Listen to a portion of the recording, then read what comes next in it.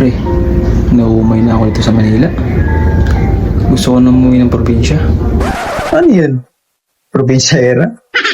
Tatanim ka ng kamote, tapos magiging content creator ka ng kalabaw. Hindi pre, seryoso naman ako eh. Tahimik kasi dun, tsaka presko ang hangin. Wala pang traffic, hindi kagaya dito. Ayun na nga, presko nga ang hangin, presko din naman ang chismis. Pag lumabas ka ng bahay, makikita ka ng mga taga sa inyo. Pag-uusapan nila kung may naipong ka ba, o ano bang mga napundar mo. At least dun, pagising ko, may almusal na. Hindi dito. Gising ako, alarm ng cellphone. Tapos ang almusal, noodles. Alam mo pre, sa probinsya, gigising ka rin naman. Tapos 4 nga lang na madaling araw. At tilahok ng manok ang magiging alarm mo doon. Namimiss ko na kasi maglakad-lakad ng walang naamoy na usok. Dito, amoy tambucho.